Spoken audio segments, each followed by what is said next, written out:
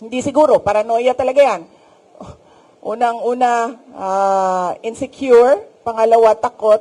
Pangatlo, paranoia. Kasi ang tao na may bisyo, nagiging paranoid. Magtatanong sila, anong ginawa ni Inday Sara doon? Ilang oras siya? At sino ang mga tao doon? At yung mga kawani ng gobyerno na nandoon, ipa-explain bakit sila nandoon. Ganon yung galawan sa loob ng Office of the President. So, makikita mong medyo paranoid.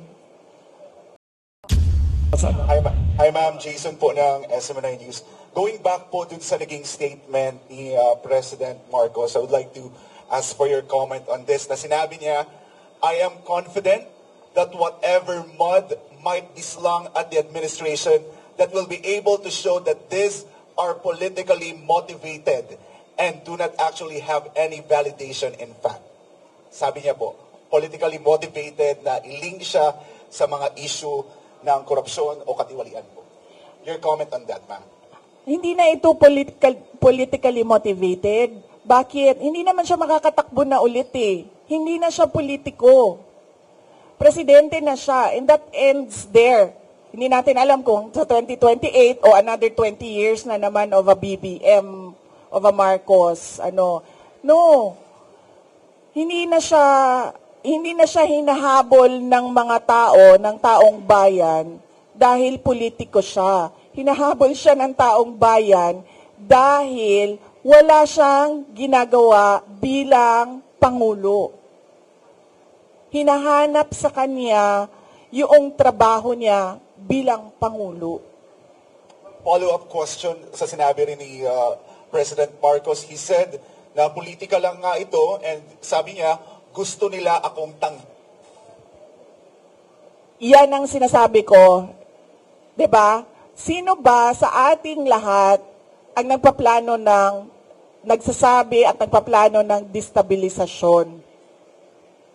Walang nagsasabi na oust Marcos. Ang merong mga grupo na nagsasabi resign.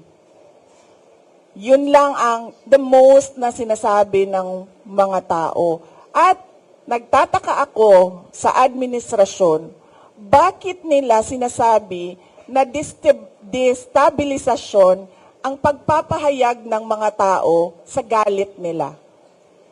Kasi hindi yun destabilisasyon. Yun ay freedom of speech and expression. So kahit man mag-rally ang mga tao araw-araw sa EDSA, hindi destabilisasyon yan. Freedom of speech and expression yan. Pagpapahayag yan ng galit mo, paghahanap yan ng accountability, ng transparency sa administrasyon, sa gobyerno. So hindi yan pagpapatalsik sa Pangulo. Kaya lagi ako, kahapon din, yan din yung tanong ko. Kanino ba nanggagaling yung destabilisasyon na salita? Sa administrasyon. Kasi, duda ko, natatakot sila sa posibleng mangyari sa kanila. At alam naman natin na matagal na talaga silang insecure. Noong kampanya pa lang, madami na akong kwento ng yung panggigipit nila sa campaign team ko. So alam ko na noon, at yung mga pinagsasabi ni Lisa Marcos noon pa. So alam ko na insecure. Alam na natin na insecure. Siguro takot. Kaya nila nasasabi may destabilisasyon. Kasi takot sila. Kasi totoo yung sinasabi ng mga tao na ginagawa nila. Hindi nila ma-deny kasi nasa papel 'Di ba? Nakikita mo sa budget ang nangyayari. So hindi ma-deny. So takot. Paranoia siguro.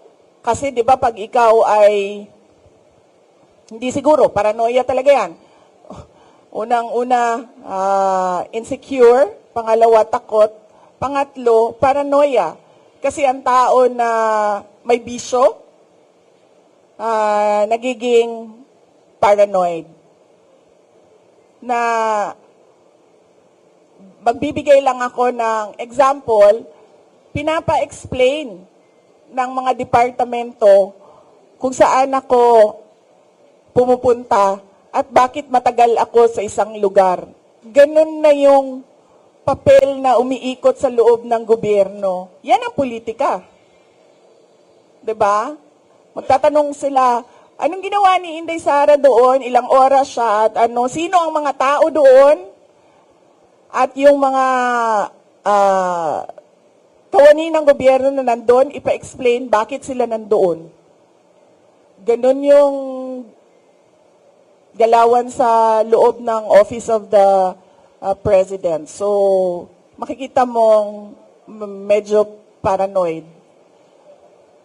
Ma'am,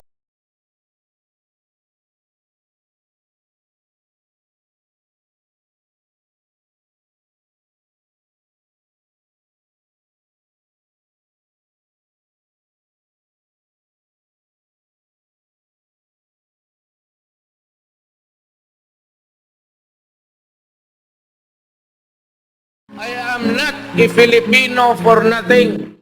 I did what I had to do. And whether you believe it or not, I did it for my country.